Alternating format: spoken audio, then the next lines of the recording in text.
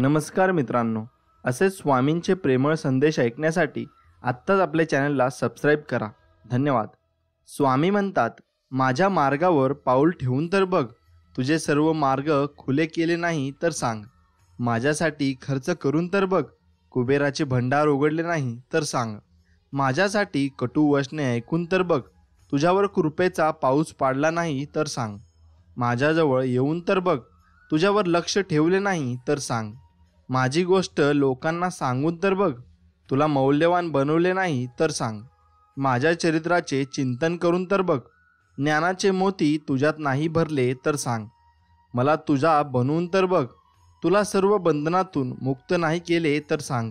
माझ्यासाठी दुःख काढून तर बघ. तुला कीर्तिवान नाही बनवले तर सांग. माझ्यावर मार्गावर चालून तर बघ. तुला शांतिदूत बनवले नाही तर सांग. तू स्वतःला समर्पित करून तर बघ. तुला हिरा नाही बनवला तर सांग. माझे कीर्तन करून तर बघ. जगाचे विस्मरण करायला नाही लावलं तर सांग. तू माझा बनून तर बघ. प्रत्येकाला तुझा नाही बनवलं तर मग मला सांग. असे स्वामी म्हणतात. मित्रांनो, तुमच्या काही इच्छा व तुमच्या काही मनातल्या भावना असतील त्या आम्हाला कमेंट सेक्शनमध्ये नक्की कळवा. मी स्वामींचरणी एकच प्रार्थना करील की तुमच्या सर्व मनातील इच्छा व मनोकामना ह्या पूर्ण हो, हीच मी स्वामींचरणी प्रार्थना करील. आणि तुमच्या अडचणीत स्वामी तुमच्या संकटात तुमच्या पाठीशी नक्कीच उभे राहो, हीच स्वामींचरणी प्रार्थना. मित्रांनो, व्हिडिओला एक लाईक नक्कीच करा. जीवनात अडचणी कितीही असो, चिंता केल्यावर त्या अजून जास्त होतात. शांत राहिल्यावर त्या कमी कमी होतात. संयम राखल्यास त्या संपून जातात. आणि परमात्माचे आभार मानले तर अडचणी आनंदात बदलून नक्कीच जातात. समस्या कोणतीही असू दे, तार्किकदृष्ट्या जरी तिचे समाधान दिसत नसले तरी तिचे तर्क संपतो आणि तिथे अतर्क्य अवधूत स्वामीरायाची सत्ता सुरू होते. ही समज ठेवून आपल्याला अतिशय श्रद्धेने आपले प्रयत्न प्रामाणिकपणे करत राहायचे आहे. बघा, निश्चितच समस्या सुटते आणि आपले मन स्वामींच्या प्रती धन्यवादाच्या भावनेने ओतप्रोत भरून जाईल. एवढे मात्र खरे आहे, कुणाच्या सांगण्यावरून माणसाची किंमत ठरवू नका. माणसं ओळखताना स्वतःचा स्वभाव वापरा आणि अनुभव वापरा. चांगली माणसे नक्कीच तुमच्यातून दुरावणार नाहीत. मातीत पडलेली साखर मुंगीच खाऊ शकते, हत्तीत ते सामर्थ्य नसतं. म्हणून लहान लोकांना कधीच लहान समजण्याची चूक करू नये. कधी अहंकारामुळे आपली मान उंचावू नका, कारण जिंकणारे सुद्धा सुवर्णपदक मान वाकवूनच घेत असतात. म्हणून तुम्ही अहंकार करून काय होणार बरं? श्री स्वामी समर्थ परम दयाळू आहेत. त्यांच्या भक्तीने सर्वांचे सर्वोपरी कल्याण होते. भावभक्तीने आतुरतेने हाक मारले असता ते तात्काळ हो देतात आणि ते स्मर्तगामी आहेत. भक्तांच्या संकटकाळी त्वरेने धावणारे श्री स्वामी समर्थांसारखे दैवत हे तुम्हा आम्हा भक्तांचे भक्कम आधार नक्कीच आहेत. प्रसंग कोणताही असो, सुखाचा असो किंवा दुःखाचा असो, कोणत्याही प्रसंगी स्वामींना स्वामींच्या सेवेला सोडू नका. भले ही सेवा केल्याने तुमचे लगेचच चांगले होणार नाही, पण मात्र हे खरं आहे की किमान तुमचे वाईट सुद्धा कधीच स्वामी महाराज होऊ देणार नाही. आजच्या लीलेत स्वामींनी उंदराला जिवंत करून हे संकेत दिले आहे की जर तुमच्या जीवनात उंदरासारखे उपद्रवी, त्रास देणारी माणसं व नकारात्मक घटना घडत असतील तर ते आपली परीक्षा घेण्यासाठीच आपल्या जीवनात येत आहेत असे समजा. आपण सकारात्मक भावनेवर, ईश्वरीय भावनेवर, स्वामी भावनेवर कितपत स्थिर झालो आहो आणि यांचे मोजमाप करण्यासाठी स्वामी त्यांना जिवंत करत असतात. ही अनन्य भक्तीची भावना बाळगा. बघा, एकदा की आपण स्वामींच्या भावनेवर स्थिर झालो, मग हे त्रास देणारे व उपद्रवी आपोआप विलीन होतात. मग स्वामी त्यांना पुन्हा जिवंत करत नाही. अशी व्यक्ती वा घटना आपल्या जीवनात पुन्हा कधीच येत नाही. एवढे मात्र खरे आहे, केवळ तुमच्या पायांशी बसून राहणं हे देखील तुमचं पूजन. तुमच्यापासून दूर असताना तुमचं चिंतन करणं हे देखील तुमचं पूजन. हातात जपाची माळ नाही की मुखात पूजा विधेचे अस्खलित मंत्र नाहीत किंवा षोडोपचार पूजनाचा थाटमाटही नाही. सुगंधित फूल नाही, रसाळ फळ नाही, घमघमणारं अत्तर नाही की गोमातेच्या तुपाच्या प्रशांत निरंजनाची आरती नाही. परंतु प्रत्येक क्षण तुमचाच विचार करणं हे देखील तुमचं पूजन आहे स्वामी महाराज. म्हणून तुम्ही आमच्या पाठीशी कायम राहा. नित्य स्मरावे स्वामींना, दत्त स्वरूप ते निरंकार. रोज विसरावा तो अहंकार, काम क्रोध करतो सर्वनाश. अतिलोभात होतो विनाश, हृदयात ठेवा भाव सिद्धार्थ, आणि अनुभवा स्वामी सुख ते परमार्थ. मितभाषी असतो सदा सुखी, व्यर्थ बोलेल तो होईल दुखी. समर्थ नामास रोज स्मरावे, माय बापास कधी न भुलावे. मनुष्य जन्म मिळतो एक वार, स्वामी नामात सुख ते अपरंपार. स्वामी नामात सुख ते अपरंपार. पोटात गेलेलं विष हे फक्त एका माणसाला मारते, पण कानात गेलेले विष हजारो नाते संपून टाकते. म्हणून दुसऱ्याच्या सांगण्यावर विश्वास ठेवण्यापेक्षा स्वतःच्या पाहण्यावर नक्कीच विश्वास ठेवा. स्वभाव ही प्रत्येकाची वैयक्तिक ओळख असते. स्वभाव बदलता येत नसतो अथवा देता घेता येत नसतो. आपली समज वाढत असताना जे आपल्या मनाला जास्त आवडतं गेलं त्याचा परिणाम म्हणजे आपला स्वभाव असतो. लोकांना न आवडणारा स्वभाव हे आपलं न फिटणारं कर्ज असतं, आणि सर्वांना खूप आवडणारा स्वभाव ही आपली अनमोल ठेव नक्कीच असते. आयुष्य हे काहीतरी करून दाखवण्यासाठी जगायचं असतं, प्रसिद्धीसाठी नाही. तर तरीही काही लोकांना आयुष्य प्रसिद्धी मिळवून देतं आणि काही लोकांना प्रसिद्धी आयुष्य मिळवून देतं. हे देखील काही खोटं नाही. फरक फक्त इतकाच असतो की काहीतरी करून दाखवल्यामुळे आयुष्याने मिळवून दिलेली प्रसिद्धी चिरकाल टिकते. प्रसिद्धीमुळे मिळालेलं आयुष्य किती काळ टिकेल सांगता येत नाही. नक्कीच तुम्हाला फक्त चांगले करण्याचे, चांगले पाहण्याचे व चांगले ऐकण्याचे व्रत घेतले पाहिजे. तुम्ही 21 दिवसात 1,25,000 स्वामी समर्थ असा शब्दमंत्र लिहून काढला तर तुम्हाला याचा वेगळा प्रत्यय येईल. हे होऊ शकते. आजपर्यंत या शब्द समूहाचा कोट्यावधी उच्चार व हस्तलिखित करून नदी, समुद्र अशा ठिकाणी तर काही शुद्ध भूमीत विसर्जित करून कोणताही सुंदर शुद्ध अर्थपूर्ण शब्द समूह एकत्र करून त्याचा उच्चार वारंवार केला की प्रभावित मन, बुद्धी, शरीर व आत्मा एका मोठ्या आनंदमय कोशातून अग्निबाणाप्रमाणे प्रवास करायला लागतो व त्याच्या अंतरात्म्याला एक शुद्ध शुभ्रचंद्र प्रकाश दिसून तो कृत्य होतो. अनुभवावीन मान डोलू नको रे या उक्तीप्रमाणे माझे सर्व अनुभवित कार्य मी करतो व ती शक्ती करून घेते असे आपणासही पाहायला व अनुभवायला नक्कीच मिळेल. म्हणून स्वामी नामाचा जप तुम्ही नक्कीच केला पाहिजे. रात्री झोपी जाताना तुम्हाला जो विश्वास असतो की उद्याचा सूर्योदय मी पाहणार आहे, तेवढाच किंवा त्यापेक्षा जास्त विश्वास सद्गुरू वचनावर, त्यांनी दिलेल्या नामावर आणि सांगितलेल्या उपासनेच्या शक्तीवर ठेवायला हवा. विश्वास हा तोंडाने बोलून सिद्ध होत नाही, तर प्रसंग पडला असता त्या विश्वासाच्या जोरावर तुम्ही आल्या प्रसंगाला किती धीराने तोंड देता यावरून तो विश्वास दिसून येतो. दररोज थोडा थोडा अभ्यास करायच्या मुलाच्या परीक्षेची भीती वाटत नाही. रात्री जागून अभ्यास देखील करावा लागत नाही. थोडीशी जास्त तयारी करून तो परीक्षा उत्तम रीतीने पास होतो. तसेच दररोज थोडी थोडी नेमाने उपासना करणाऱ्या सद्गुरू दासाला कठीण प्रसंगांची भीती वाटत नाही. थोडी जास्त उपासना करून तो त्या प्रसंगातून निभावून जातो. मुळात संकटाला माहीत असते याच्याकडे जाऊन काही उपयोग नाही, हा तयारीचा दास आहे. त्यामुळे ते नित्य नियमाने उपासना करणाऱ्या दासाच्या आजूबाजूला देखील फिरकत नक्कीच नाही. म्हणून तुम्ही स्वामींची उपासना नक्कीच केली पाहिजे. एक स्त्री नित्यनियम देवळात येत होती, पण आज ती थोडी उदास होती. पुजाऱ्याला म्हणाली, मी उद्यापासून देवळात येणार नाही. यावर पुजारी म्हणाले, काय झाले अचानक? त्यावर ती अत्यंत क्रोधाने म्हणाली, काहीही देवासाठी येतात. कोणी फोनवर बोलत असते, कोणी गप्पा मारत बसलेले असते, कोणी व्यावहारिक बोलत असतात. सगळे पाखंडे आहेत. यावर ते पुजारी स्मितहास्य करत म्हणाले, मी एक गोष्ट सांगतो, करा आणि मगच देवळात यायचे का नाही ते ठरवा. त्यावर ती स्त्री म्हणाली, सांगा काय करायचे ते. पुजारी म्हणाले, हा भरलेला ग्लास घेऊन मंदिरात 2 परिक्रमा घाला, पण यातील एकही थेंबही सांडला नाही पाहिजे. बघा जमते का? त्यावर त्या स्त्रीने पाण्याचा ग्लास घेऊन मंदिराला 2 परिक्रमा घातल्या व पुजाऱ्याला म्हणाली, काय त्या अवघड झाल्या माझ्या परिक्रमा? पुजारी हसून म्हणाले, तुमचे पूर्ण लक्ष या ग्लासकडे होते, त्यामुळेच एकही थेंब सांडला नाही, होय ना? त्या स्त्रीने उत्सुकतेने होय म्हटले. पुजारी त्या स्त्रीला समजावत म्हणाले, तुम्ही तर येथे देवासाठी येता, मग कोण काय करते ह्यापेक्षा तुमचे लक्ष तुम्ही नामस्मरणात द्याल तर तुमच्या आजूबाजूला काय चालले याकडे लक्ष जाणार नाही. आज ह्या ग्लासमधील एकही थेंब सांडला नाही म्हणजे तुमचे पूर्ण लक्ष त्याकडे होते, हो ना? मग देवळात देवदर्शनाला येता तर सारं तन्मन या परमात्माच्या चरणी अर्पण करून दर्शन घ्याल तर तुमचे लक्ष दुसरीकडे जाणार नाही. मी सांगतो ते करून पहा, मगच यायचे का नाही ते ठरवा. मग स्त्री म्हणाली, हो महाराज, मला माझी चूक कळाली.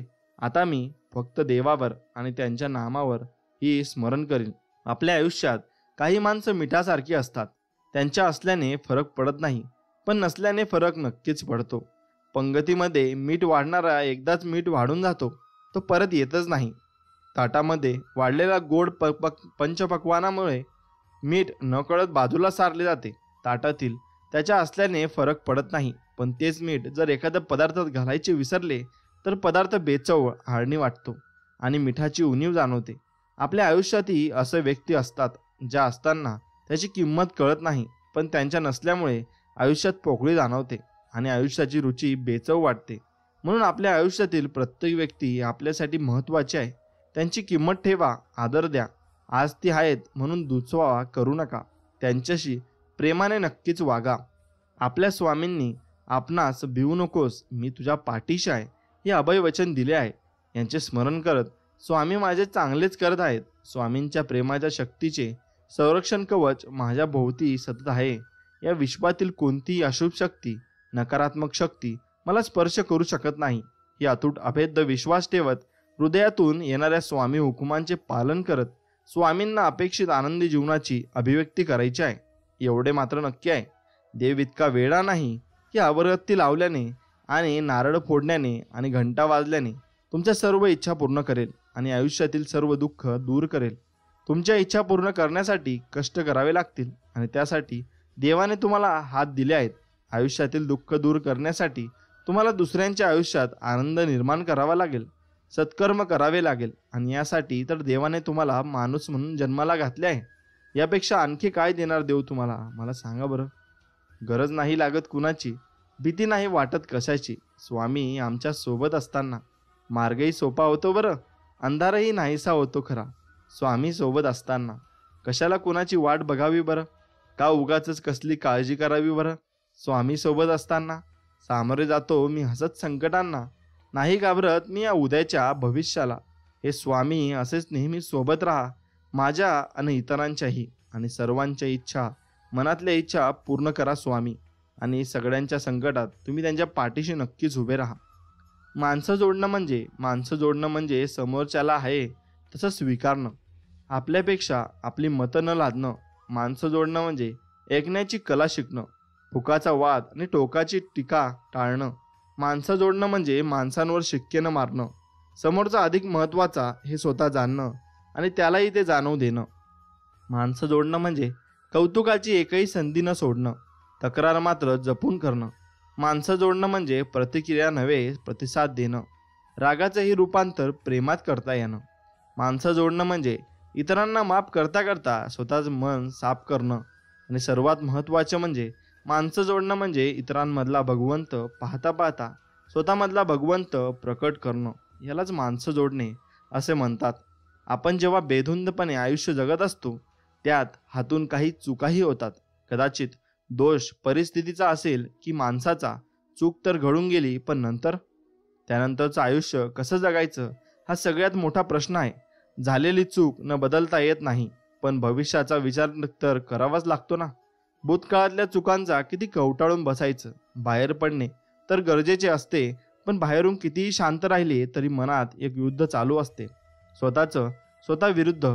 पण सावरून भविष्याची वाट तर चालावीच लागते, नाहीतर समाज या जगण्याच्या शर्यतीत हरवल्याशिवाय राहत नाही. मग आधीच मनावर ओझं, त्यात आणि ही पराजयाची भावना. मग मन भटकत राहतं कुठेतरी. आधार मिळेल या आशेने ते सगळ्यांकडे आशावादी नजरेने बघते. कोणी सावरलं तर ठीक, नाहीतर मग परत एकदा ते चक्रव्यूह उदासीनतेचं.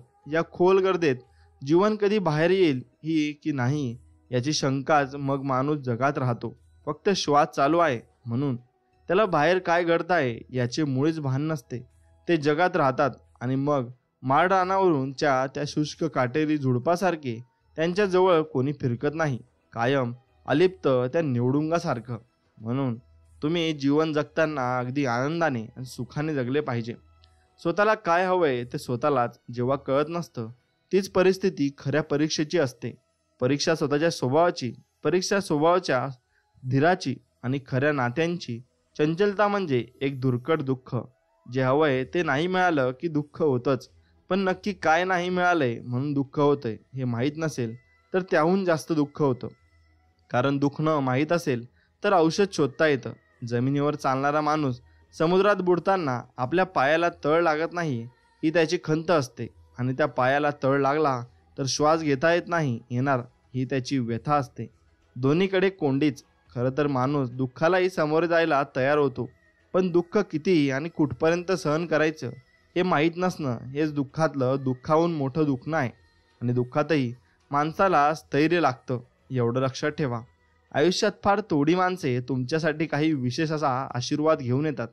बाकीचे सगळे तुमच्यासाठी आणि तुम्ही शिकावे म्हणून खूप सारे धडेच घेऊन येतात. परंतु दोन्ही प्रकारची माणसे आयुष्यात येणे गरजेचे असते. आशीर्वादामुळे जीवन सुखाचे होते, आणि जी मंडळी आपल्याला धडा शिकवतात ती आपल्या अनुभवाने श्रीमंत करतात. त्यामुळे दोघांचाही नेहमी आदर करा. येणारे विचार सोडून देण्याची तिला आत्ता सवय झाली होती. एका खिडकीतून पाखराने यावं आणि खोलीत क्षण थांबून दुसऱ्या खिडकीतून निघून जावं. तसा कोणताही विचार पुढच्या क्षणी खोलीत रिकामी. खिडक्या बंद करू नको असं पाखरांना कोंडण्याची सवय कधीच गेलेली. खूप लहानपणी वारंवार छळणाऱ्या एका पाखरात तिने असंच कोंडून टाकलं होतं. म्हणून आयुष्यही असंच आहे. आपल्याला मोकळं नाही सोडलं तर आपल्याला कोंडल्यासारखं वाटत असतं. जगणं खूप सुंदर आहे. सतत सतत रुसू नका. एक फूल उमललं नाही म्हणून रोपाला तोडू नका. सगळं काही मनासारखं होतं असं नसतं, पण जेव्हा मनासारखं झालं होतं ते दिवस कधी विसरू नका. सुटतात काही हात नकळत, पण जे हात आहेत सोबत त्यांना कधी सोडू नका. हे वाईट दिवस नक्की सरतील, तुम्ही मात्र हसणं नक्कीच विसरू नका. कधीतरी सहजच एक अनोळखी व्यक्ती आपल्या आयुष्यात येते. नकळतपणे आपल्या आयुष्याचा भाग होऊन जाते. कधी हसते, कधी हसवते, कधी समजते, कधी समजून घेते, कधी रागात असते, कधी नकळत असते, तर कधी धाक दाखवते, तर कधी ओरडते सुद्धा. असं करतं आपलं आयुष्य तिच्यामध्येच गुंतून जातं. हे सर्व घडत असताना त्या व्यक्तीला अचानक आपल्यापासून दूर जावं लागतं, आणि इच्छा नसताना सुद्धा त्या व्यक्तीला आपल्या दूर सोडावं लागतं. आणि मग ती वेळ येते जेव्हा ती व्यक्ती आयुष्यातून निघून जाते. मग राहतात फक्त आणि फक्त त्या व्यक्तीसोबत घालवलेल्या गोड आठवणी, ज्या नेहमीच आपल्या आयुष्याच्या एका साठवणीच्या कपाटात बंद राहतात. मग त्या व्यक्तीसोबतचं नातं कोणतंही असो, मैत्री अथवा प्रेम, पण तो काळ आयुष्यातला बेस्ट काळ असतो, एवढं मात्र नक्कीच आहे. अन्न आपली भूक भागवते. आपल्याला विविध प्रकारच्या अन्नातून ऊर्जा मिळत असते. असे म्हटले जाते की जगण्यासाठी अन्न खाल्ले जाते. एवढे श्रेष्ठ आहे ते, मग तरी बरेच जण अन्नाला नाव का ठेवतात? त्याला आज मिळत नाही, त्याला त्याची किंमत विचारावी. घरातील स्त्री अन्न शिजवताना ते अगदी प्रत्येकाला आवडावे, रुचावे या तळमळीने शिजवत असते. तिला कधी असे वाटले का की घरातील व्यक्ती उपाशी राहावी? नाही ना. मग जेवणात मीठ, तिखट, मसाला कमी जास्त झाले तर लगेच टिप्पणी करून मोकळे होतात. वरून असे म्हणणे असते की चूक घरातीलच व्यक्ती सांगितलं ना. मग अगदी बरोबर आहे, पण ती जेव्हा ते अन्न जेवते तेव्हा तिलाही कळते की काय कमी जास्त ते, आणि ती चूक पुढच्या वेळी नक्कीच ती सुधारत असते. लग्न किंवा इतर समारंभातील जेवणाला नावं ठेवताना ते अन्नदात्याचा विचार करावा. जो तर यासाठी आर्थिक खर्च करत असेल तर त्याला आपल्या घरी आलेले अतिथी उपाशी राहावे कसे रुचेल? हॉटेलमध्ये जेवायला जातो त्यावेळी देखील असाच विचार असू द्या की त्या हॉटेलचा स्वयंपाक घरात लाभणारा आचारी व आपल्या कुटुंबाच्या उपजीविकेसाठी तिथे राबत आहे. आपण तर त्या अन्नाविषयी हॉटेल मॅनेजरकडे तक्रार केली तर त्याची नोकरी जाऊ शकते, त्याच्या कुटुंबाला उपाशी राहण्याची वेळ येऊ शकते. नाव ठेवताना चुका दाखवताना हे मात्र लक्षात घ्यायला हवे की ते अन्न शिजवणाराही माणूसच आहे, आणि त्याच्याकडूनही कधीतरी चूक होऊ शकते. हा जो कधीच चुकत नसेल अशांनीच बोलावे, सांगावे. आणि असं जगात कुणीच नाही. देवाला कुणी नाव ठेवले तर लगेच आपण चिडतो, पण एवढंच काय तर देवाच्या अस्तित्वावर प्रश्नचिन्ह निर्माण केला तरी चिडतो. मग अन्नाचं आपल्या समोर दिसते, आपली भूक भागवते, तरी आपण अन्नाला नाव ठेवणे कितपत योग्य आहे? मला सांगा बरं तुम्ही. मुळात शाश्वत असं काहीच नसतं. वेळेनुसार बऱ्याच गोष्टी बदलत असतात.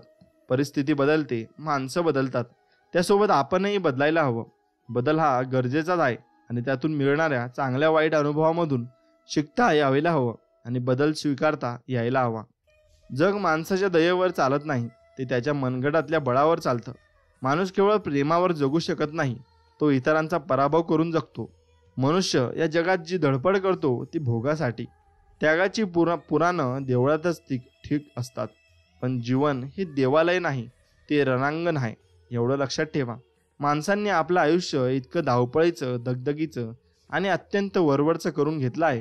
ही माणसं अशीच, यांना या साय हवी, दूध दाखवण्याचा खटापेट नको, सुगंध हवा पण रोपट्याची मशागत नको, मुलं हवीत पण संगोपनाची यातायात त्यांना नको असते, गती हवी असते पण प्रगती नको असते, प्रसिद्धी हवी असते पण सिद्धी नको असते. ही माणसं आयुष्य काढत असतात, जगत नसतात. चालणारा माणूसच फक्त पायाखाली किड्या मुंगींची हत्या होत नाही ना, हे बघतो. धावणारा माणूस फक्त तुडवण्याचं काम करीत धावतो, एवढं लक्षात ठेवा. आयुष्यातील प्रत्येक गोष्ट समजून घेण्यासाठी प्रयत्न करू नका, कारण काही गोष्टी समजून घेण्यासाठी नसतातच. आहे तशा त्या स्वीकारल्या जातात आणि मग त्यातले काही मतभेद दूर देखील नक्कीच होतात. आयुष्याचं गणित सोडवताना सांगा काय करायचं. चिन्ह तर सगळेच दिसतात, नेमकं गुणायचं की भागायचं. खरंच काही वेळा गणित अवघडच असतंय. आपण करतो बेरीज, निसार वजा होऊन जातं. आयुष्य असंच असतं आणि असंच जगायचं असतं. आयुष्य हे समूहगीतासारखं आहे. समूहगीत गायचं म्हणजे सर्वांना लावता येईल ते सूर आणि झेपेल ती पट्टी निवडावी लागते. एकट्याने गायचं तेव्हा आपल्याला हवा तो सूर आपल्याला हवेच आणि तो कोणी हिरकावून नेतोय. मग मुळातच घर उंचावर बांधलं की गावातील घाण जास्त दिसणारच, पण इतरांपेक्षा आकाशही जास्त दिसतं. उगवणारा व मावळणारा सूर्य आपल्या साक्षीने मावळतो. रातराणीचा सुगंध आपल्याला जास्त येत असतो. म्हणून मित्रांनो, लक्षात ठेवा, तुम्ही जीवन जगत असताना तुम्ही कुठे आहात याला महत्त्व नाही, पण तुम्ही त्या व्यक्तीत आणि त्या गोष्टीत तुम्ही किती रममान व रममान आहात याला महत्त्व असते. व ते तुमच्याजवळ आहे ही तुम्हाला सगळ्यात मोठी देणगी देवाने दिली आहे. मग त्यात खुश राहायला शिका. आता कमीपणा घेण्यातच सुख वाटतं. माझं चुकलं बोलून शांतपणे हसत माघारी फिरण्यात आनंद वाटतो. कुणाशी वाद घालत बसण्यात मजाच उरली नाही. पहिल्यासारखं भले हारलो तरी चालेल, पण एकाच विषयावर तोंडाला फेस येईपर्यंत तासनतास चर्चा आता करू वाटत नाही. आपलं म्हणणं समोरच्याला पटवून देण्यापेक्षा 2 पावलं मागे येण्यात शहाणपणा वाटतो. लोक आपल्याला चुकीचं समजतील याचंही काहीच वाटत नाही. चूक बरोबरच्या पलीकडे पण एक जग असतं जिथं फक्त शांतता असते. आधी दुनिया खूप पुढे चालली आहे, लोक फार वेगाने धावत आहेत. आपण या सगळ्यात मागे राहू याची भीती वाटायची, टेन्शन यायचं, पण आता सावकाश चालणंच योग्य वाटतं. कदाचित दुनियाच्या मागे राहूनच दुनिया चांगल्या प्रकारे बघता येऊ शकते. आता पुढे जाणाऱ्याला वाट करून द्यायची आणि आपलं कडेच्या साईड पट्टीवर निवांत चालत राहायचं. वाटेत सुख दुःख मिळतील, हसायचं, रडायचं आणि नक्कीच चालत राहायचं. आपल्याला हवी असणारी व्यक्ती आयुष्यात आली की आयुष्य सुंदर होते, हे मान्य आहे. पण आपल्यासाठी योग्य असलेली व्यक्ती जर आयुष्यात आली तर आयुष्य नुसतं सुंदर नाही तर सहज, सोपे आणि सुखकरही होतं. असं म्हणतात की आपण याच्यावर प्रेम करतो त्यापेक्षा जी व्यक्ती आपल्यावर प्रेम करते तिच्या सहवासात आपण जास्त बहरतो. काय हवंय यापेक्षा योग्य आहे ते समजायला नक्कीच हवं. नाही म्हणण्यात मोठा आनंद असतो. नकार दिला म्हणजे मग व्यक्तीच्या अस्तित्वाला अर्थ येतो. जो प्रत्येक गोष्टीला हो म्हणतो त्याच्या होकाराला कालांतरानं अर्थ उरत नाही. आता लक्षात घ्या की अशा व्यक्तीला नेहमी गृहीत धरलं जातं. तरीसुद्धा ज्याच्या जीवनाची इमारत नकारावर उभी आहे तो नास्तिक. पण त्याचंही गंमत आहे, जो कायम नकार देतो त्याला दुसऱ्यानं दिलेला नकार नक्कीच चालत नसतो. म्हणून आपण काय करतो याच्याहून जग ओळखावं, एवढं लक्षात ठेवा. कोणत्या नात्याला पुढे जपायचं व कोणत्या नात्याला कुठं थांबवायचं याची ज्या माणसाला अक्कल येत असते त्या माणसाला मानसिक त्रासाची झळ नक्कीच सोसावी लागत नाही. आणि काही नाती सुख देतात तर काही नाती दुःख देतात. या दुःख देणाऱ्या नात्याला पुढे याच नात्यातून सुख मिळेल याच खोट्या आशेवर जपत राहिलं की त्रासाची त्यातून नक्कीच सुरुवात होत असते. व वारंवार त्या नात्यामुळे अपेक्षाभंग झाला की जगणे पण अवघड होत असते. त्यामुळे अशा नात्यांना कधीच पर्यंत जपावं व अशा नात्यातून कधी बाहेर पडावं इतकं जरी समजलं तरी पुरेसं आहे. असतं कारण अशा नात्यातून जर सुखच मिळणार नसेल तर ते नातं योग्य वेळेत संपवणंच नेहमी फायदेशीर ठरत असतं. अमोल विचारधारा असते ती. आपल्या चांगल्या गोष्टी चोरणारी, फसवणारी माणसं भोवताली आहेत, पण ते फक्त तुमच्या वस्तू वा कलाकृती चोरू शकतात. त्या निर्माण करण्याची तुमच्यातील कला, शक्ती, ती मिळवण्यासाठीची तुमची केलेली साधना, हे सगळं त्यांना कधीच चोरता येणार नाही. एवढं लक्षात ठेवा. बोलून दाखवायचं नाही, बस लक्षात ठेवायचं कोण आपल्यासाठी कसं वागत आहे. म्हणून कारण बोलून वाईट होण्यापेक्षा शांत राहणे केव्हाही चांगलं असतं. कारण लोक खोटे बोलून माणसे जिंकतात आणि आपण खरं बोलून सगळ्यांपासून दूर होतो. म्हणून कुठे खोटे बोलायचे आणि कुठे खरं बोलायचं हे आपल्याला समजलं पाहिजे. जेव्हा परिस्थिती अत्यंत वाईट असते तेव्हा असा विचार करा की आता यापेक्षा काहीतरी चांगलं घडेल आणि आलेली वाईट परिस्थिती बदलण्यासाठी मी अथक प्रयत्न नक्कीच करेन. जे हारायला तयार आहेत ना तेच नक्की जिंकतील. काहीतरी मिळवण्याकरता जो धडपड करीत असतो त्याची जोळी रिकामीच राहते. मुळातच आपण असे का आहोत ते बीज शोधण्याचा प्रयत्न करूया. अंतरात्म्याच्या सूक्ष्म रूपात जा. स्वतःला विचारा, मी आहे तसा आनंदात का नाही? आपण सातत्यानं कसला विचार करत असतो? असे जसे आहात तसे तुम्ही आनंदात का नाही? उद्याचा विचार करून खरोखर सुख मिळणार आहे का? जो आनंदात नाही तो उद्या आनंदात राहू शकेल का? कारण उद्याचा मुळारंभ आताच्या क्षणात आहे. म्हणजेच जे शाश्वत आहे तेच कायम शाश्वतच राहणार आहे. एवढं मात्र खरं आहे. जीवनाबद्दल मीही विचार करतो तेव्हा माझा संदर्भ मला सापडत नाही. अनेक माणसं अनेक गोष्टीत सुख शोधत असतात, परंतु मला कशातच अंतिम सुख शांती दिसत नाही. घटनांचे अर्थ लागत नाहीत आणि या धावपळीचे अर्थ कळत नाहीत. आपण कोण? आपल्या जगण्याचा हेतू काय? आपली नाती, विचार, महत्वाकांक्षा यांचे ओझे उरावर घेऊन जन्मभर का वनवन करायची हे कळत नाही. अर्थात या प्रश्नांची उत्तरे माहीत नाहीत हे मला माहीत आहे. ही परंपरा आहे, हे असेच चालते, याला काही इलाज नाही. सगळ्यांना गौतम बुद्धाप्रमाणे अंतिम ज्ञानप्राप्ती होणार नाही. तरी या प्रश्नांचे डंख कधीकधी मनाला अस्वस्थ करून सोडतात. जीवनाची क्षणभंगुरता, नश्वरता मनात एक प्रकारची उदास खिन्नता निर्माण करते. आपले जीवन हे एक पोकळ शून्य वाटू लागते. तरी मी अनेक गोष्टीत रस घेतो. काव्य, संगीत, साहित्य, खेळ व मित्र या सगळ्यात असून नसल्यासारखा असतो. मित्रांनो, स्वतःला स्वतःमध्ये कमीपणा समजणं म्हणजे आपण डिप्रेशनमध्ये नसतो, तर आपण स्वतःला कमी मानून यातून कधीच मार्ग काढू शकणार नाही. ही भावना आपल्याला खूप तळमळायला नेते आणि तेव्हा चालू होतो डिप्रेशन नावाचा एक भयंकर रोग. यात माणूस एकटं राहायला शिकतो आणि अनोळखी व्यक्तीशी माणूस डोळ्यात डोळे घालून बोलायला घाबरतो. आतून तुटलेला माणूस एकतर अतिशय बुद्ध अवस्थेत जातो, नाहीतर मग टोकाची भूमिका घेऊन दुनियेची लतकरं तोडायला सुरुवात करत असतो. म्हणून तुम्हाला जर डिप्रेशन आलं तर तुम्ही जगाचा विचार न करता स्वतःचा पहिले विचार करा. एवढं लक्षात ठेवा. मनमोकळेपणाने बोलणं तर वाचाळ समजतात, मोजणे आणि कमी बोलणाऱ्या शिष्ट समजतात. पैसे जपून वापरला तर लोभी समजतात. भरपूर दानधर्म केला ना तुम्ही तर काळा पैसा आहे असं समजतात. पैसा असूनही साधं राहिलं तर भिकारडा समजतात. हौस मोजून पैसा खर्च केला तर माजुरटा समजतात. कार्यक्रमांना हजेरी लावली तर रिकामटेकडा समजतात. चार चौघात नाही गेलं तर माणूस घाणा आहे असं म्हणतात. काही केलं तरी काही लोक बोलत राहतात. म्हणून हे लोक असतात ते नाव ठेवण्याचं काम करतात. आपण आपलं काम करावं, जे आहोत तसं राहावं, जगावं, ऐकावं आणि आपल्या मनाचं करावं. कसं वागायचं हे आपणच ठरवायचं असतं. एवढं मात्र खरं आहे. एखाद्याने आपल्यासाठी काय काय सोयी उपलब्ध करून दिल्या याची यादी देणं सोपं असतं, सोयीचं असतं. मोठेपणा किलोने मोजता येतो. किंबहुना गणिताच्या गावाकडे वळायचं ठरवलं की सगळ्याच मामला रोखठोक होतो. प्रवास संपला आणि किती उरला हे निव्वळ 2 आकड्यात गुंडाळता येतं. बेरीज वजाबाकीत प्रवास संपतो. पण हिरवी माळ रानं आणि तटस्थ डोंगराची तपस्वी रांग, खळखळणारे निर्झर सुखावणारं वारं, मित्रमैत्रिणींच्या गप्पा, टाळ्या, विनोद, मागं सारणारे हास्याचे निर्झर विनोद आणि क्वचित कुणी ऐकवलेली भारा तांब्याची भावणारी कविता, स्पर्शाचं मोह ग्रुपमधल्या एखाद्या ऑर्थोडॉक्स म्हणणाऱ्या घेतलेल्या फिरक्या हे गणितात मांडता येतं का? आकड्यांच्या आहेरी आयला गेलेले प्रवास घड्याळाच्या काट्यावर तोलता येतात. टाइम टेबलात सापडणाऱ्या गावाचे प्रवास त्या स्टेशनच्या पाट्यांशी संपतात. पण ज्यांनी आयुष्याच्या पार्टीवर मुक्कामाचं नाव आनंद लिहिलं आहे त्यांचे प्रवास शेवटच्या श्वासापर्यंत संपत नसतात. म्हणून ते चालतच असतात आणि ते अनुभव घेतच असतात. लहान मुले नक्कीच प्रामाणिक असतात, सडेतोड असतात. त्यांच्या बनवाबनवी आवडत नाही, दुटतटीपणा पसंत पडत नाही. ती स्पष्ट वक्ते असतात. त्या स्पष्ट वक्तेपणामागे प्रामाणिकपणाची व सच्चेपणाची अशी झणझणीत शलाका असते की डोळस माणसाला स्पष्ट वक्तेपणाचं अंजन झोमवण्याऐवजी त्यामागची निर्मळ वृत्ती दिसून येईल. जेव्हा जेव्हा आपण आनंदी आणि आनंद मनस्थितीत शिजवाल तेव्हा आपले भोजन आपोआपच मधुर होईल. दुसरीकडे जर तुम्ही निराशा किंवा रागाच्या भावनांनी वेढलेले असाल आपण कितीही प्रयत्न केले तरी आपण अन्नामध्ये त्या प्रमाणात स्वादिष्टपणा प्राप्त करू शकणार नाही.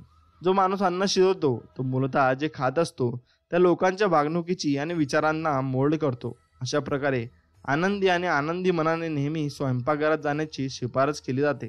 केवळ आनंदी मनस्थितीत अन्न शिजवण्यामुळे आपण सकारात्मकतेचा प्रसार करू शकाल आणि प्रत्येक जेवण अधिक पौष्टिक बनवू शकाल. एवढं मात्र खरं आहे, ज्या मनाला आपण हळवं समजतो ना ते तुफान बलदंड आणि मनस्त्वाल असतं. त्याला पर्याय चालत नाही. त्याला हरवलेली वस्तूच हवी असते आणि दुरावलेली व्यक्ती. पैशाचं पाकिट चोरीला गेलं तर तेच पाकिट हवं असतं आणि जीवाभावाची व्यक्ती जवळ असली तरी त्याच मन मारल्या गेलेल्या पाकिटाभोवतीच फिरतं. सोडून गेलेली व्यक्ती तुम्हाला काहीच सुचू देत नाही. कोणताही उपदेश उपनिषदासारखा वाटतो. बेदम कामात स्वतःला गुंतवून घ्या हे सांगणं म्हणजे त्या गाडीतलं पेट्रोल संपलंय हे कुणाला सांगू नका, प्रवास करत राहा असं म्हणण्यासारखं आहे. म्हणून तुम्ही आयुष्यात काय कसे करता व मॅनेजमेंट कसे करता यावर भरपूर गोष्टी डिपेंड असतात. आयुष्यातले अनेक आनंदाचे क्षण उपेक्षितेने आणि हुंदके, दुःखाचे कड आणि आवर घातलेले आवेग हे ज्याचे त्यालाच माहीत असतात. एखादा तरी साक्षीदार असा उन्मळून टाकण्यासारखा शनी जवळ असावा. ह्यासारखी इच्छा पुरी न होणं यासारखा शाप नाही, पण साक्षीदार मिळून त्याला त्यातली उत्कटता व कळणं यासारखी वेदना नाही. त्यापेक्षा एकलेपणाचा शाप परवडला. म्हणून काही काही माणसं एकटी राहतात, ती छान असतात. पूर्णविराम देता आला पाहिजे. घड्या किती दिवस फिरणार तू स्वल्प विराम देत, किती फरकटणार स्वतःला. थांब आता, एक नवीन पान घे, नव्याने लिहायला घे आयुष्य. मागच्या पानांचा हट्ट सोड आता. आजवर स्वल्पविराम देत इथवर आलास, पण तो ही मोकळ्या हातानेच. आता तोच मोकळा हात दे स्वतःला आणि लाग चालायला. कोणाची वाट नको बघूस, बिंदास्त जग.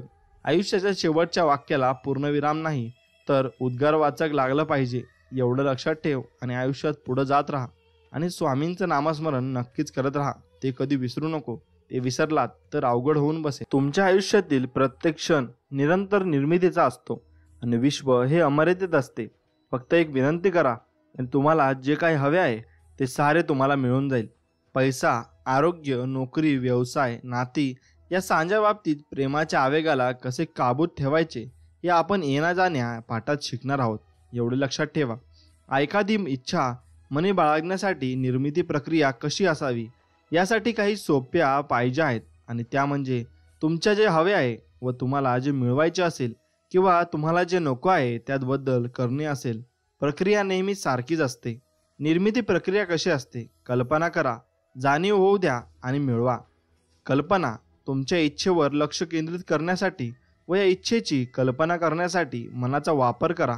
तुम्ही तुमच्या इच्छेसोबत असात आणि अशी कल्पना करा. तुमच्या आवडीच्या गोष्टी तुम्ही करत आहात अशी कल्पना करा. तुमची इच्छा पूर्ण झाली आहे अशी कल्पना करा. जाणीव कल्पना करत असतानाच तुम्ही त्याची जाणीव आणि कल्पना करत आहात ज्याबद्दल तुमच्या मनात प्रेमही निर्माण झाले पाहिजे.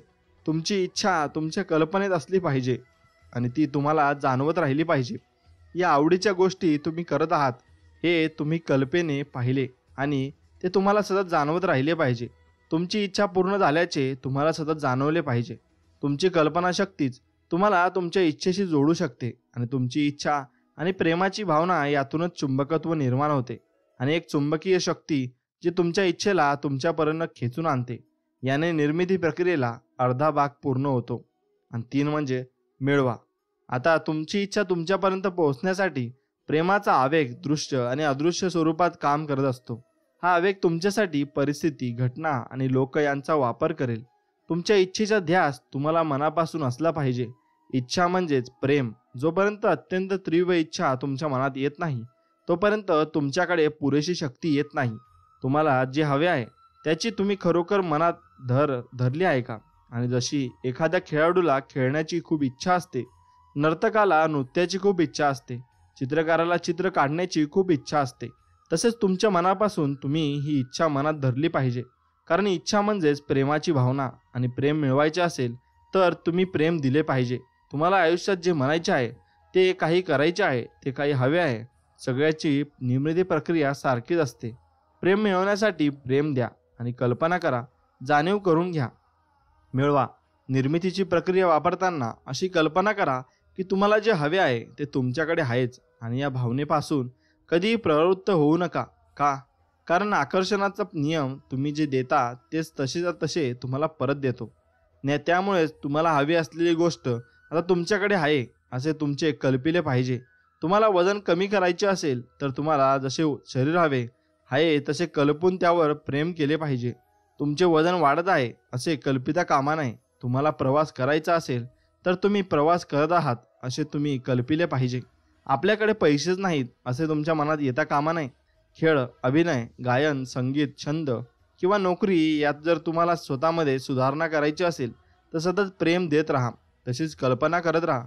तुम्हाला चांगलेच वैवाहिक आयुष्य हवे असेल तर तुम्ही अधिक चांगले नाते निर्माण व्हायला हवे असेल तर तुम्हाला तशीच कल्पना करावी लागेल आणि प्रेम देत राहावे लागेल. जी गोष्ट अजून पाहिलेली नाही त्यावर विश्वास ठेवणे म्हणजे श्रद्धा, आणि या श्रद्धेचा पुरस्कार करणे म्हणजे ज्यावर तुमचा विश्वास आहे ते नक्कीच बघणे. निर्मिती प्रक्रियेसोबत काम करणे. जेव्हा तुम्ही सूर करता तेव्हा काहीतरी वेगळे आकर्षून घेण्यासाठी तुम्ही प्रयत्न करू लागता. जेव्हा काही वेगळे तुम्ही जाणीवपूर्वक आकर्षित करून घेता तेव्हा तुम्हाला ते मिळतेच. लिलीच्या पादण्या फुलांच्या आकर्षित करण्याचा प्रयत्न एका महिलेने केला. हे फूल आपल्या हातात आहे अशी तिने कल्पना केली. फुलाचा सुगंध घेतला आणि आपल्याकडे ते फूल आहे अशी तिने कल्पना केली. आणि मग 2 आठवड्यांनी ती तिच्या मैत्रिणीकडे रात्रीच्या जेवणाला गेली होती. तिथे टेबलाच्या मधोमध याच पांढऱ्या लिलीचा गुच्छ ठेवला होता. तिने कल्पिलेल्या फुलांसारखीच तंतोतंत ती फुले होती. पण तिने आपल्या मैत्रिणीला काहीही सांगितले नाही. ती जेवणानंतर दरवाजाकडे जायला निघाली तितक्या मुलीने ते पांढरे फूल त्या गुच्छातून काढले व या महिलेला दिले. कल्पना ही निर्मितीची पहिली पायरी आहे. तुम्हाला ज्या गोष्टीची इच्छा आहे त्याची कल्पना तुम्ही करता, ते तुम्ही कल्पिता तेच तुम्ही करता, आणि आत्मत्मित जे तुम्ही इच्छिता त्याची निर्मिती तुमच्या हातून होत असते. द्या आणि मिळवा. तुम्ही जे देता तेच तुम्हाला परत मिळते असे आकर्षणाचा नियम सांगतो. हे कायम लक्षात ठेवा. आकर्षणाचा नियम जर आरसा, प्रतिध्वनी, बूमरंग आणि कॉफी मशीन आहे असे जर तुम्ही समजलात तर तुम्हाला कशा प्रकारे कल्पना करायची आहे व तुमच्या भावना कशा असल्या पाहिजेत याबद्दलचे चित्र तुम्हाला स्पष्ट होईल. आकर्षणाचा नियम एखाद्या आरशासारखा आहे, कारण आरशासमोर जे काय आहे तेच तसेच्या तसे आरसा दाखवतो. आकर्षणाचा नियम एखाद्या प्रतिध्वनीसारखा आहे, व कारण तुम्ही जे म्हणता ते प्रतिध्वनी जसेच्या तसे तुम्हाला ऐकवतो. आकर्षणाचा नियम एका बुमरंग सारखा आहे, कारण ते फेकल्यावर परत तुमच्याकडे येत असते. आकर्षणाचा नियम एखाद्या कॉफी मशीन सारखा असतो, कारण यामध्ये मशीनमध्ये तुम्ही जे काही ठेवता ते तसे तसे छापून येते. काही वर्षापूर्वी मी काही कामानिमित्त पॅरिसला गेले होतो असं काही लेखक म्हणत असतात. रस्त्यावरून जात असताना एक अत्यंत सुंदर असा स्कर्ट घातलेली महिला माझ्या बाजूने चालत होती आणि गेली. तो स्कर्ट पर्शियन पद्धतीचा होता. माझी प्रतिक्रिया उमटली, हा काय सुंदर स्कर्ट आहे. काही आठवड्यानंतर मी ऑस्ट्रेलियामधील मेलबर्न येथे माझ्या कामासाठी कारमधून जात होते आणि एक चालकाने बेकायदेशीरपणे गाडी वळवत असल्याने मला माझी कार थांबवावी लागली. आणि अशी कार थांबवून मी आजूबाजूला बघत असताना एका दुकानात मला अगदी तसाच स्कर्ट दिसला. माझ्या डोळ्यांना वर विश्वास बसेना. मी कामावर गेलो आणि त्या दुकानात फोन केला. त्यांनी मला सांगितले की त्यांच्याकडे तशा प्रकारचा युरोपमधून आलेला तो एकमेव स्कर्ट होता. तो अर्थातच माझ्या मापाचा होता. मी जेव्हा दुकानात तो स्कर्ट आणायला गेले तेव्हा तो मला अर्ध्या किमतीला मिळाला. आश्चर्य म्हणजे हा स्कर्ट त्या दुकानदाराने मागून घेतला नव्हता, तो चुकीने त्याच्याकडे आला होता. तो स्कर्ट मला मिळायला हवा म्हणून मी एकच गोष्ट केली होती, त्याबद्दल प्रेम व्यक्त केले आणि पॅरिसच्या त्या रस्त्यावरून ऑस्ट्रेलियाच्या रस्त्यावर तो मला मिळाला होता. परिस्थिती आणि घटना यांच्या सोबतीने तो मला मिळाला होता. हीच या प्रेमाची ताकदीची जादू आहे. याच प्रेमाचा आकर्षणाचा नियम आहे. म्हणून लक्षात घ्या, लेखकांना तो स्कर्ट मिळाला, कल्पना केली त्यांनी आणि त्या कल्पनेला खऱ्यात उतरावं लागलं. हे जग म्हणजे आपल्या कल्पनांसाठी असलेले व्यासपीठच आहे, एवढे मात्र खरे आहे. तुम्ही एखादी गोष्ट सकारात्मक पद्धतीने जेव्हा कल्पिता तेव्हा तुम्ही प्रेमाच्या आवेगाला काबूत ठेवत असता. जेव्हा तुम्ही काही सकारात्मक गोष्टीची कल्पना करता, चांगल्या गोष्टीची कल्पना करून त्याबद्दल प्रेम व्यक्त करता, तेच तुम्ही देत असता आणि तेच तुम्हाला परत मिळते. तुम्ही ज्या गोष्टीची कल्पना करत असता त्याने दुसऱ्याच्या इजा होऊ कामा नये, आणि तुम्ही जर असा विचार केला तर तुम्हालाही तसाच अनुभव येतो. अशी कल्पनेतली नकारात्मकता देखील तुम्हाला प्रत्यक्षात अनुभवायला येते. तुम्ही जे देता तेच परत मिळवता. या प्रेमाच्या आवेगाबद्दल आणि कल्पनेबद्दल काहीतरी मस्त असे मला तुम्हाला सांगायचे आहे. प्रेमाला मर्यादा नसतात. तुम्हाला जर आनंदपूर्ण राहायचे असेल तर तुमच्या कल्पनाच्याही पलीकडे चांगले आरोग्य आणि प्रेमाचा आवेग तुम्हाला मिळेल. मी हे तुम्हाला सांगतो आहे कारण यामुळे तुमच्या कल्पनाशक्तींच्या मर्यादा तुम्ही तोडू शकाल आणि तुमच्या आयुष्याला मर्यादा घालण्याचे थांबवाल. तुम्हाला जे हवे आहे त्याच्याबद्दल तुमची कल्पनाशक्ती पणाला लावा. एखादा माणूस संघर्ष करत असतो तर एकाला खूप छान आयुष्य लाभते. याचे कारण एकच असते, प्रेम. चांगले आयुष्य जगणारी माणसे नेहमीच त्यांना काय पाहिजे आहे व त्यांचे कशावर प्रेम आहे याचाच विचार करतात. इतर लोकांच्या तुलनेत त्यांच्या कल्पनांबद्दल जास्त प्रेम वाटत असते. ज्या व्यक्ती संघर्ष करत असतात त्या व्यक्ती आयुष्याला जे आवडत नाही त्यासाठीच आपली कल्पनाशक्ती नकळतपणे वापरत असतात. त्यामुळे त्यांच्यात नकारात्मकता निर्माण होते. ही अगदी सोपी गोष्ट आहे, पण याने लोकांच्या आयुष्यात खूप फरक पडतो आणि तुम्हालाही सगळ्याच बाबतीतही फरक दिसून येईल. उत्कृष्ट मनाचे गुपित यांच्या कल्पनाशक्तीच्या वापरातच असते. अशक्य वाटणाऱ्या गोष्टींची कल्पना करणारे सर्व प्रकारच्या मानवी मर्यादा पार करू शकतात असे इतिहास सांगतो. विज्ञान, औषध, खेळ, कला किंवा तंत्रज्ञान या सर्व क्षेत्रात अशा व्यक्तींची नावे लोकांना माहिती होतात ज्यांनी या मर्यादेचं बंधन तोडलेलं आहे. त्यांनी जग बदलून टाकले आहे. तुम्ही जी काही कल्पना करता तसेच तुम्ही आयुष्य असते आणि तुमच्याकडे एखादी गोष्ट असते किंवा नसते ते तुमच्या आयुष्यातील प्रत्येक परिस्थिती ही तुमच्या कल्पनेनुसारच घडत असते. बहुतेक व्यक्ती वाईट परिस्थितीचीच कल्पना करतात व हीच मोठी समस्या आहे. एक चांगले साधन ही स्वतःच्या हाताचे नष्ट करत असतात. उत्तम गोष्टीची कल्पना करण्याऐवजी बहुतेक वेळा ते घाबरतात आणि सारे काही चुकीचे होईल असे त्यांना वाटत राहते आणि अर्थातच सतत असा विचार करत असल्यामुळे आणि तसेच घडत जाते. तुम्ही जे देता तेच तुम्हाला मिळते. नेहमी चांगलेच घडत राहील असे समजा. तशाच तुमच्या भावना असू देत. तुमच्या आयुष्यात तुम्ही खूप उंची गाठली आहे असे समजत राहा, कारण अशानेच तुम्हाला प्रेमाच्या आवेगावर ताबा नक्कीच मिळवता येईल. माझे कुटुंब अमेरिकेत स्थायिक झाले असे लेखक म्हणतात तेव्हा आमच्या कॅबी या छोट्याशा कुत्र्याला देखील आम्ही सोबत नेले. थोड्याच वेळात तो कुंपणाला असलेल्या एका छोट्या फडीतून बाहेर पळाला. आमचे घर डोंगराळ भागात असल्यामुळे तिथे फारशा सुविधा उपलब्ध नव्हत्या. अंधारातच आम्ही त्याला शोधू लागलो. डोंगराकडे जाणाऱ्या पायवाट्या देखील धुंदावल्या, पण आमचा कुत्रा कुठेही मिळाला नाही. मी आणि माझी मुलगी त्याला शोधत असताना भीतीच्या नकारात्मक भावना आमच्या मनात येऊ लागल्या. हे शोधणे थांबवायला हवे असे आम्हाला वाटू लागले. या नकारात्मक भावना आमच्या मनात येत होत्या व त्या बदलायला पाहिजेत असेही आम्हाला वाटत होते. काही वाईट होईल असेच मनात धरून होतो हे आम्हाला जाणवत होते. मग आम्ही विचारांचा मार्ग बदलला आणि सकारात्मक विचार करू लागलो. काही चांगले घडण्याची देखील शक्यता होतीच. त्यामुळे आमचा कॅबी पुन्हा घरी येईल असे आम्ही मनात म्हटले. तो घरी आहे असे आम्ही म्हटले. आम्ही घरी आलो आणि कुत्रा आमच्या सोबतच असल्यासारखे वागणे ठेवले. त्याच्या ताटात त्याचे खाणे ठेवले. कॅबीच्या गळ्यात देखील घंटा वाजत आहे अशी आमची कल्पना होती. आम्ही त्याच्याशी बोलतो आणि त्याचे नाव पुकारले. तो आपल्याच बाजूला बेडवर झोपला आहे असे माझ्या मुलीने कल्पिले. दुसऱ्या दिवशी सकाळी डोंगराच्या पायथ्याशी एका झाडावरची पाटी आम्हाला दिसली. कोणाला तरी कुत्रा सापडला आहे असे त्यावर लिहिले होते. तो कॅबीच होता. आम्ही जशी कल्पना केली होती त्याचप्रमाणे आमचा कुत्रा सुरक्षितपणे आमच्या घरी आला होता. तुम्ही कोणत्याही आव्हानात्मक परिस्थितीत असा, उत्तम निकालच तुमच्या हाती लागेल अशीच कल्पना करा व तशीच जाणीव स्वतःला करून द्या. जेव्हा तुम्ही असे कराल तेव्हा परिस्थिती बदलत असलेली तुम्हाला जाणवेल आणि तुम्हाला तशी हवी असलेली तशीच ही परिस्थिती बदलेल. तुम्ही ज्याची कल्पना करता ते अस्तित्वात असते. निर्मिती म्हणजे जे अस्तित्वात असते ते जगासमोर ठेवणे होय. तुमची जी इच्छा तुम्ही मनात धरता ती आधीच अस्तित्वात असते. कोणती इच्छा आहे ते महत्त्वाचे नसते. निर्मिती प्रक्रियेत जी आधीच तयार झालेली असते. 5000 वर्षापूर्वी एका पुरातन पवित्र ग्रंथात असे लिहून ठेवले आहे की सारी निर्मिती पूर्ण झाली आहे आणि जे काही निर्माण केले जाईल ते अगोदरपणापासूनच अस्तित्वात आहे. आता 5000 वर्षानंतर क्वांटम फिजिक्स देखील याला संमती दिली आहे. स्वर्ग आणि पृथ्वीची निर्मिती आणि त्यातील साध्याची निर्मिती पूर्ण झाली आहे. तुमच्या आयुष्यासाठी व तुमच्यासाठी तुम्ही जे काही कल्पिता ते आधीपासूनच अस्तित्वात असते. जे अस्तित्वात नाही ते तुम्ही कल्पनेतूनही बघू शकत नाही. निर्मिती पूर्ण झाली आहे. प्रत्येक शक्यता मात्र अस्तित्वात आहे.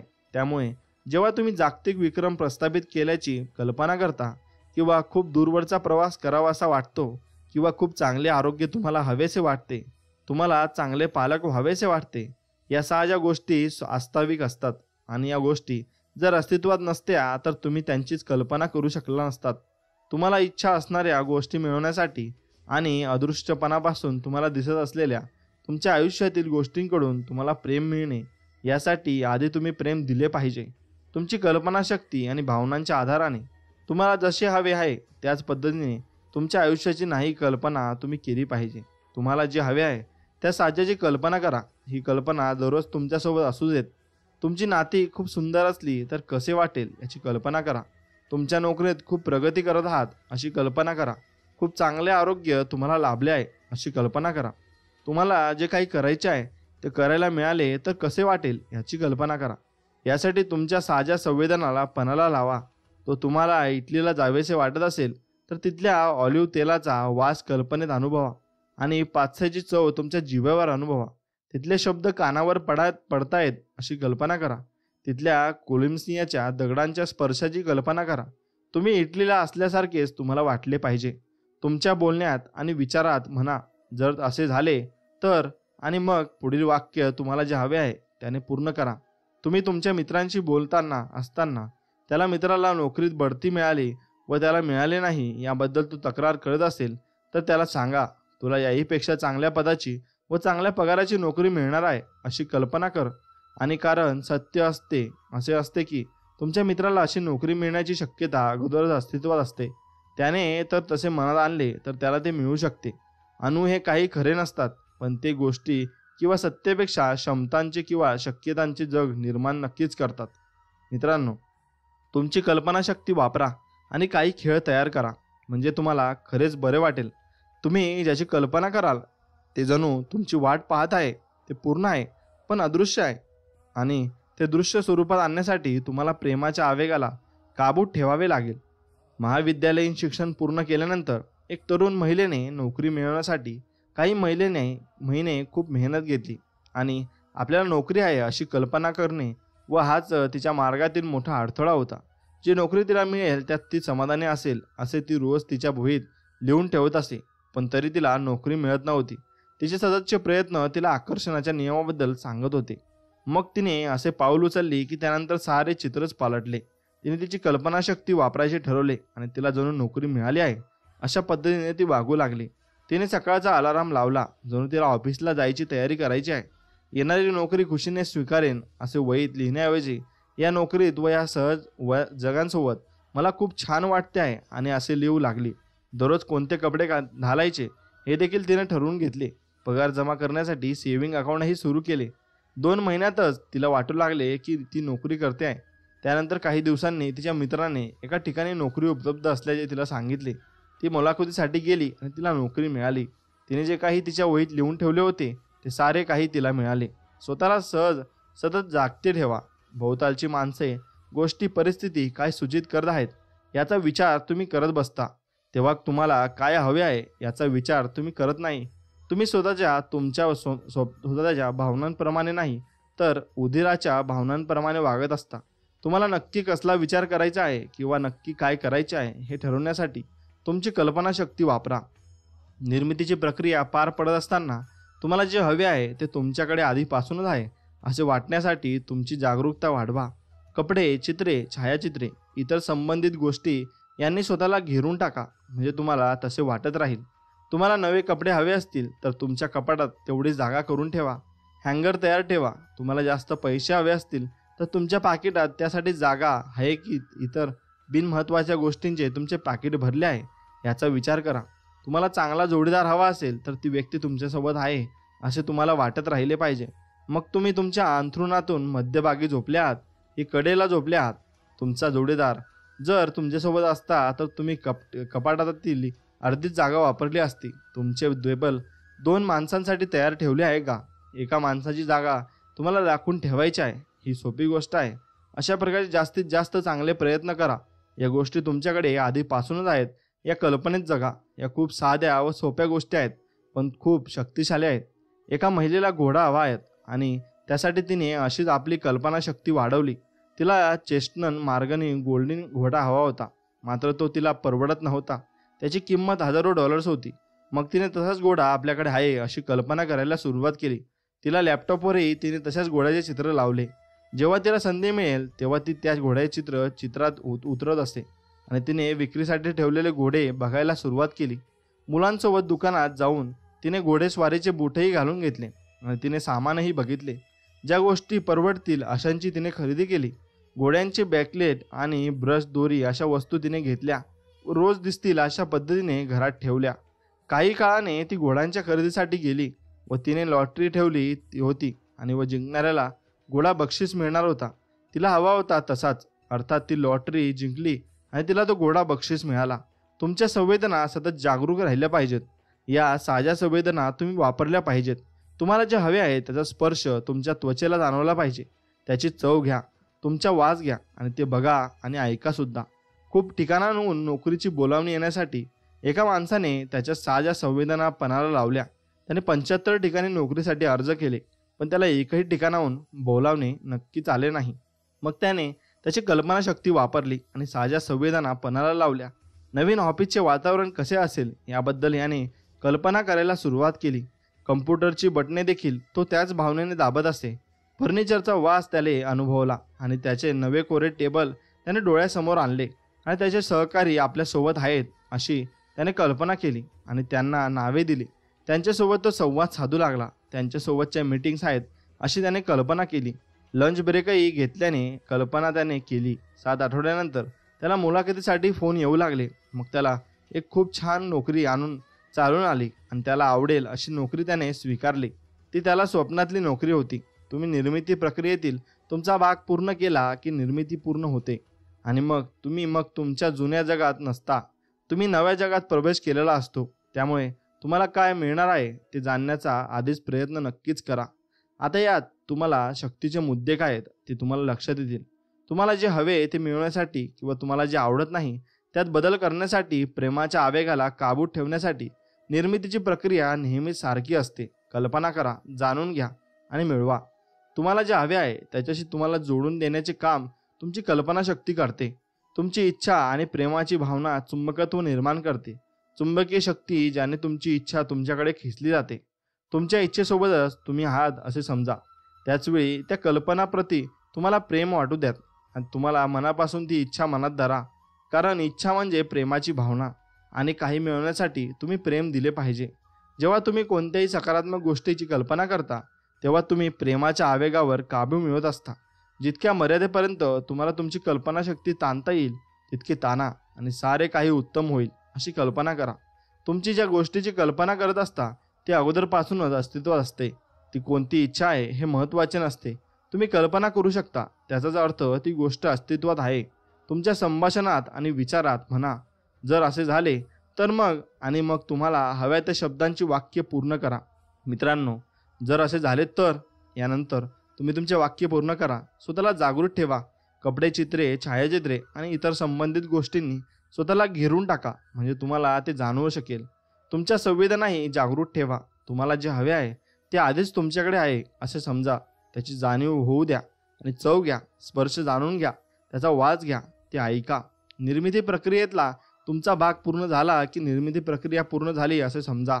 तुम्ही एक नवीन जगात प्रवेश केलेला असतो. तुम्ही इच्छिलेले तुम्हाला मिळणार यावर विश्वास नक्कीच ठेवा. आपली भावना हीच आपली निर्मिती असते.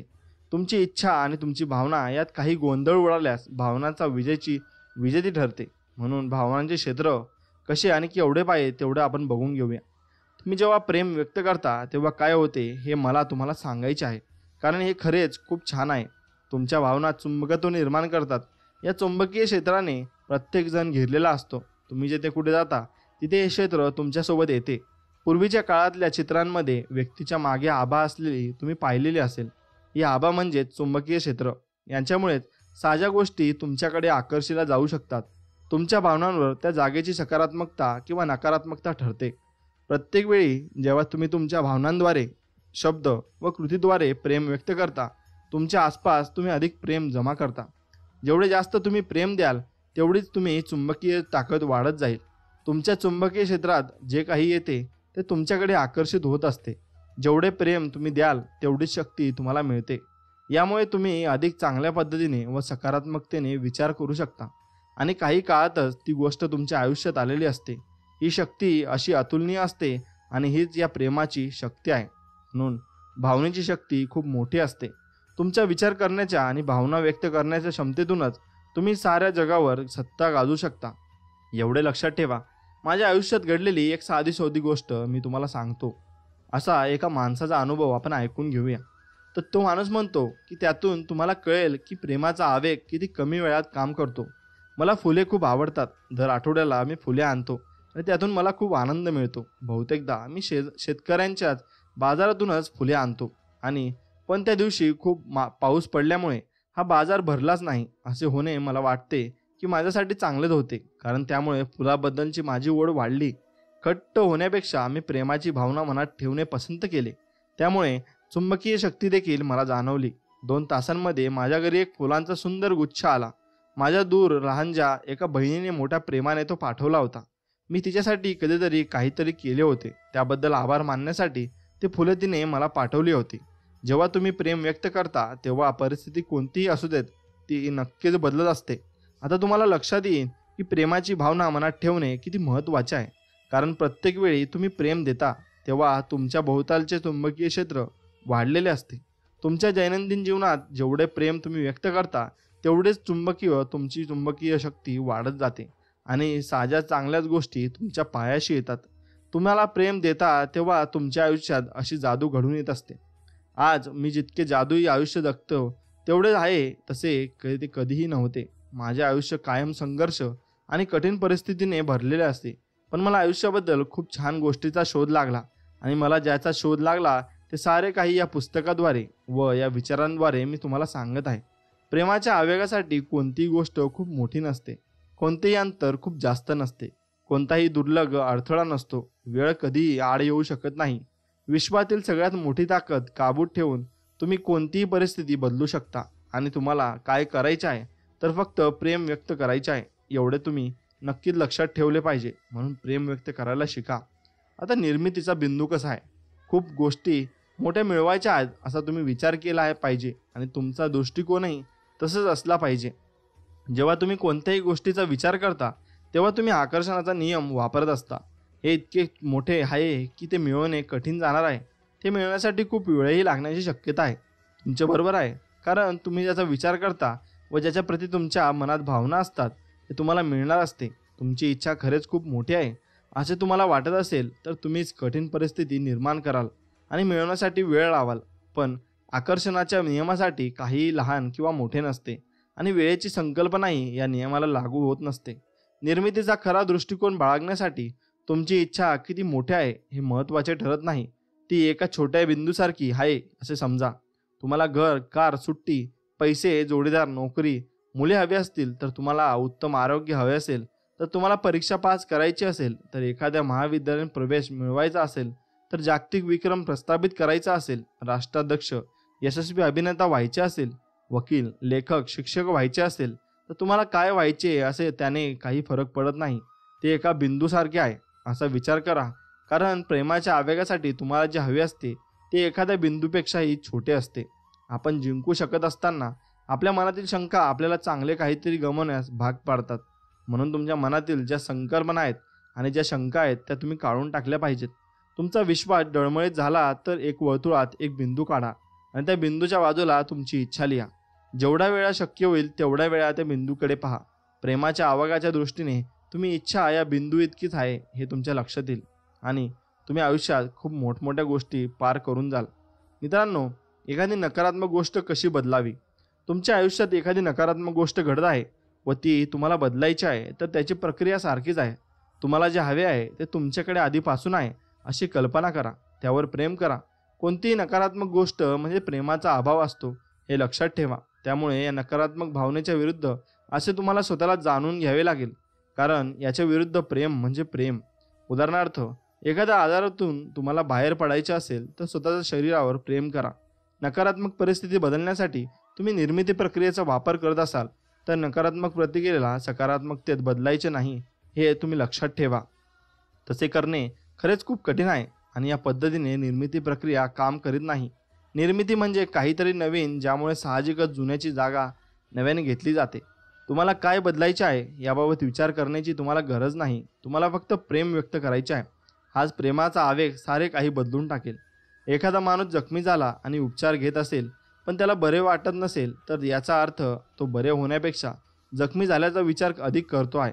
आणि जर बरे व्हायचे असेल तर पूर्णपणे त्याबाबतच विचार केला पाहिजे. बरे होण्याबाबत तुम्ही विचार करू शकता, कारण ते आधीच अस्तित्वात आहे. आणि चांगल्या भावनांनी तुमचे चुंबकीय क्षेत्र वाढवा.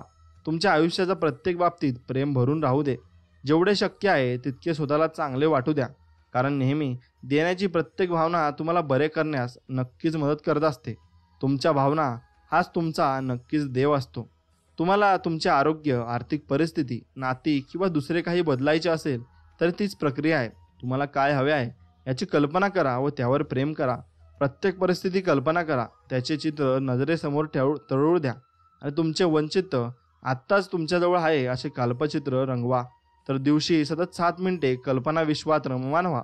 तुम्हाला जे हवे आहे ते मिळेपर्यंत रोज असे करा. तुमच्याकडे आधीच ती गोष्ट आहे असे वाटू लागेपर्यंत तुम्ही अशी कल्पना करत राहा. तीव्र इच्छाशक्ती वाटेपर्यंत असे करत राहा. काही वेळा तुम्हाला 2 ते 3 दिवसातच जमेल, काही वेळा जास्त वेळ लागेल, पण तुम्ही शक्य तेवढे प्रेम व्यक्त करत राहा. चांगल्या भावनांचे जतन करा, कारण जेवढे जास्त तुम्ही प्रेम द्याल तेवढेच परत मिळवाल. तुम्हाला काय हवे आहे त्याचे कल्पनाचित्र रंगून झाल्यावर तुम्ही एका नवीनच जगात असाल आणि त्यामुळे मागे काय घडले आहे याबाबत तुम्ही नवीन जगात प्रवेश केल्यावर साजांना सांगत बसू नका, कारण मग तुम्ही पुन्हा वाईट गोष्टीवरच विचार करत बसता आणि पुन्हा जुन्या जगात जाता. काही नकारात्मक विचार केलात की तेच तुम्हाला पुन्हा मिळते. तुम्ही चांगला विचार केला तर तेच मिळते. तुम्ही जखम केली कशी आहे ती असे कसे तुम्हाला कोणी विचारले तर तुम्ही सांगू शकता, मी 100% बरी झाले आहे आणि माझे शरीर मला चांगली साथ देत आहे. तुम्ही सांगू शकता, हे माझ्यासाठी आशीर्वादच आहेत. यामुळेच मला माझ्या शरीराचे महत्त्व कळाले. जर तुम्ही दीर्घ असाल तर सांगाल, मी पूर्णपणे बरी झाले आहे. तुम्हाला जे नको आहे त्याबद्दल तुम्ही वाईटच बोलता. हे खूप सोपे आहे, पण चांगल्या भावना मनात ठेवण्याची बऱ्याच जणांना सवय नसते. आपण किती नकारात्मक भावना मनात आणतो आणि याची त्यांना जाणीवही नसते. तुमच्या भावनांबद्दल तुम्ही अधिक जागरूक व्हाल व आपल्या भावनांकडे काळजीपूर्वक पाहाल, तेव्हा तुमच्या चांगल्या भावना जराही विस्कळीत झालेल्या तुम्हाला चालणार नाहीत. चांगल्या भावना मनात ठेवण्याची तुम्हाला इतकी सवय होईल, भावनांबद्दल तुम्ही इतके जागरूक व्हाल की जरा काही झाले तरी तुमचे देह लगेच निस्तराल. बहुतेक वेळा तुम्ही आनंदी व चांगल्या भावनांसह जगले पाहिजे, कारण एक छान आयुष्य जगण्यासाठीच तुम्ही आहात आणि ते मिळवण्याचा हाच मार्ग आहे. एवढे लक्षात ठेवा, कोणतीही परिस्थिती असो, आनंदी असण्याबाबत मी सतत आग्रही असतो, कारण आपल्या आनंदाचा व दुःखाचा खूप मोठा भाग आपल्या स्वभावावरच अवलंबून असतो. हे मला अनुभवातून शिकायला नक्कीच मिळाले. म्हणून तुम्हाला जे अनुभव आहेत ते तुम्ही स्वीकारले पाहिजे आणि तुमच्या आयुष्यात तुम्ही यशस्वी व्हायले पाहिजे. तुम्हाला जसे स्वामींचे अनुभव आले आणि स्वामींचे नामस्मरणाने मला देखील खूप अनुभव आले आहेत आणि मलाही ज्या गोष्टी पाहिजे होत्या त्या गोष्टी मला मिळाल्या आहेत. म्हणून तुम्हाला ज्या गोष्टी हव्या असतात त्या तुम्हाला मिळत जातात. फक्त तुम्ही स्वामींचे नामस्मरण करत चला आणि स्वामींचे गुणगान गात चला. तुम्ही जेवढे जास्त स्वामी समर्थांचे गुणगान गाल तेवढे जास्त तुमच्यासोबत चांगल्या गोष्टी घडत जातील आणि स्वामींचे तुम्हाला क्षणाक्षणाला अनुभव येत जातील. स्वामींचे अनुभव असे येतात की स्वामी स्वतः आपल्याला भेटायला येतात, पण ते आपल्याला कळत नाही, कारण आपल्यामध्ये तेवढी शक्ती नाही. म्हणून स्वामी आपल्या प्रत्येक ठिकाणी मदतीला येत असतात आणि ते आपली सगळी कामं निस्तारून टाकत असतात. म्हणून स्वामींची प्रार्थना दररोज करा आणि स्वामींचे नामस्मरण दररोज करा. श्री स्वामी समर्थ या नामाचा जप तुम्ही दररोज नक्कीच केला पाहिजे. आणि एवढे बोलून मी हा व्हिडिओ इथे संपवतो. मित्रांनो, जर तुम्हाला व्हिडिओ आवडला असेल तर व्हिडिओला लाईक नक्कीच करा, चॅनलला नक्कीच सबस्क्राईब करा आणि असे स्वामी संदेश मिळवण्यासाठी बेल आयकॉन देखील दाबा. चला तर मग भेटूया नवीन एक व्हिडिओमध्ये. तोपर्यंत जय श्रीराम, जय श्री हनुमान, श्री स्वामी समर्थ, जय जय स्वामी समर्थ. धन्यवाद मित्रांनो.